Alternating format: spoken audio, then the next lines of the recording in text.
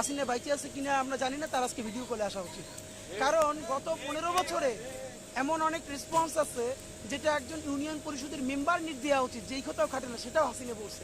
আর এখন এত কিছু হইতেছে, তার লোককে পিটিয়ে মিটিয়ে তার বাপের বিল্ডিং ভাইগা ওইখানে আওয়ামী লীগের অফিসে পোলাপান শীষ করে, তাও সে কিছু বলে না। এটা এত ভালো তো ভালো না, এর মানে সে বাইচে আছে কিনা এটা প্রমাণ করার জন্য তার ভিডিও গুলো আসা উচিত। আমরা আপনাদের মধ্যে অনুরোধ জানাই। এই জন্য হইলো তার রাজনীতি আর নাই আসলে। তো এই জন্য বাকি যারা ছোট আওয়ামী লীগ আছে এরা এখন হাত পা ধুইয়া তবা কইরা বিচারের মুখোমুখি হইয়া তারপরে তারা ছেলে নতুন রাজনীতি করতে পারে। কিন্তু আওয়ামী লীগ গণ কেস এটা আজকে প্রমাণ সন্ধ্যা পর্যন্ত হবে। তারা 1100 কোটি টাকা বাজেট করে এরপরেও যদি তারা প্রকাশ্য দিবে, লোক আপনি ভাবেন এত কিছুর পরে বিএনপি জামাত তো প্রকাশ্যে মিছিল দিছে না? তো এইখানে একটা প্রকাশ্য মিছিল আসতে বলেন না আওয়ামী লীগ, এখানে না। আপনার মাধ্যমে বলতে চাই, তারা সারা ঢাকার যে কোনো জায়গায় প্রকাশ্যে মিছিল করবে।